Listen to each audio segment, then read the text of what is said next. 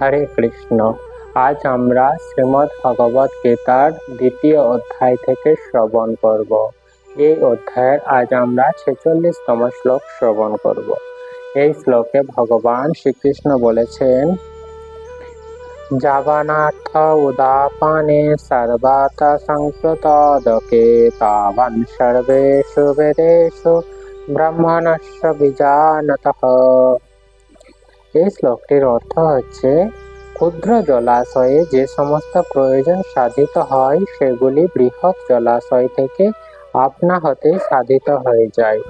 তেমনি ভগবানের উপাসনার মাধ্যমে যিনি পরম ব্রহ্মের জ্ঞান লাভ করে সবকিছুর উপলব্ধি করেছেন, তার কাছে সমস্ত বেদের উদ্দেশ্য সাধিত হয়েছে।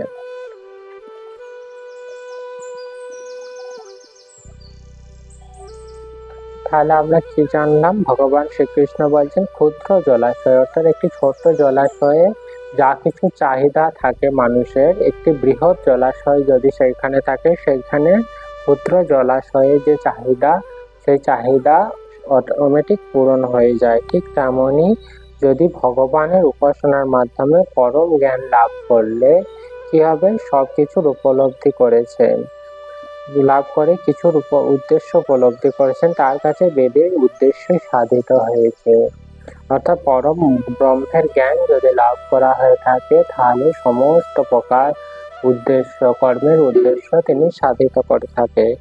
সাধারণত বেদেতে আমরা বিভিন্ন কর্মকাণ্ডীয় যজ্ঞ লক্ষ্য করতে পারি। সেই কর্মকাণ্ডীয় যজ্ঞ যদি মানুষ করে থাকে, তাহলে ক্রমান্বয়ে তার হচ্ছে উন্নতি সাধিত হয়। সে আরো ভোগ ঐশ্বর্য লাভ করতে থাকে এবং সমাজে বিভিন্ন প্রকার সম্মান পেতে থাকে। এই প্রকার কর্মকাণ্ডীয় যজ্ঞের ফলে একটি মানুষ লাভ করে থাকে। ঠিক তেমনি বেদের আরেকটি উদ্দেশ্য হচ্ছে ক্রমান্বয়ে হচ্ছে আত্ম উপলব্ধি লাভ করা। অর্থাৎ যে সমস্ত কর্মকাণ্ডীয় এবং জ্ঞানকাণ্ডীয় তত্ত্বের কথা বলা আছে, সেটি আমরা সঠিকভাবে যদি পালন করতে পারি, তাহলে আমরা আত্মতত্ত্ব অর্থাৎ নিজেকে জানার যে প্রচেষ্টা, সেটা সম্ভব হয়ে ওঠে।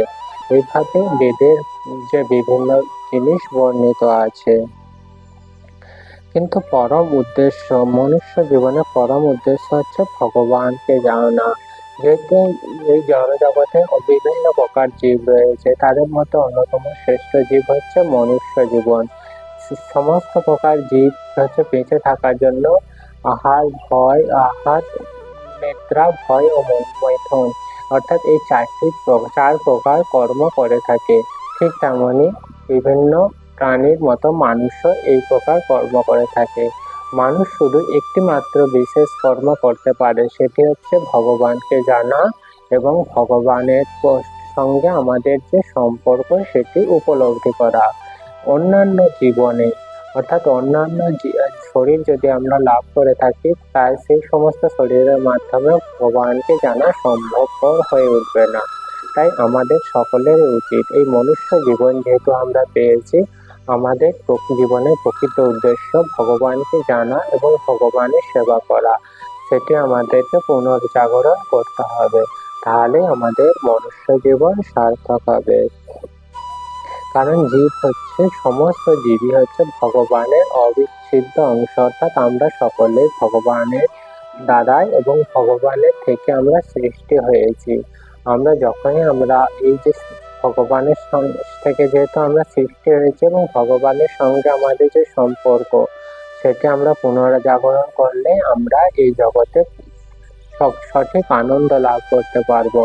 অন্যথায় যদি আমরা জনজাগতিক সুখভোগের প্রতি যদি বেশি আকৃষ্ট হয়ে যাই, ভগবানকে যদি ভুলে যাই, তাহলে আমরা এই জড়জগতের বন্ধনে ক্রমান্বয়ে আবদ্ধ হয়ে যাব। আর এই জড়জগতের বন্ধনে যতই আমরা আবদ্ধ হব, ততই আমরা দুঃখ, কষ্ট, জ্বালা, যন্ত্রণা ভোগ করতে হবে। তাই সকলেরই উদ্দেশ্য হচ্ছে কি, ভগবানের সেবা করা। ভগবানের সেবার মাধ্যমেই একমাত্র প্রকৃত আনন্দ আমরা লাভ করতে পারবো। বর্তমানে যে বেদান্ত, উপনিষদ, এগুলি যে বিভিন্ন প্রকার বৈদিক সাহিত্য গ্রন্থ রয়েছে, এই সমস্ত সাহিত্য গ্রন্থ আমাদের মতো মনুষ্য জীবন অর্থাৎ এই কলিযুগে এই সমস্ত শাস্ত্রগ্রন্থ অধ্যয়ন করার মতো আমাদের সময় নেই, আমাদের অতটা বুদ্ধিও নেই। তাই এই যুগে হচ্ছে যদি আমরা বেদের বিভিন্ন কর্মকাণ্ডীয় যজ্ঞ বা বেদ বেদান্ত উপনিষদ সমস্ত শাস্ত্রগ্রন্থ অধ্যয়ন করার চেষ্টা করি, সেটিতে আমরা ভগবানকে উপলব্ধি করা সম্ভব হয়ে উঠবে না। কারণ এই আমাদের অতটা শক্তিও নেই, জ্ঞান নেই, ঐশ্বর্য ও নিষ্ঠাও নেই। এই সমস্ত শাস্ত্র অধ্যয়ন করতে গেলে শক্তি, জ্ঞান, ঐশ্বর্য ও নিষ্ঠা একান্তভাবে প্রয়োজন। যেহেতু আমাদের এগুলি হচ্ছে এই কলিযুগে অত্যন্ত কম, তাই আমরা এই যুগে এই পন্থার মাধ্যমে জানতে পারবো না। তাই চৈতন্য মহাপ্রভু এই কলিযুগে সর্বজীবের উদ্ধারের জন্য সহজতর পন্থা বলে গেছেন, সেটি হচ্ছে নাম সংকীর্তন, অর্থাৎ ভগবানের দিব্য নাম সংকীর্তন। ভগবানের দিব্য নাম জপ করার মাধ্যমে আমরা অতি সহজেই ভগবানকে জানতে পারবো।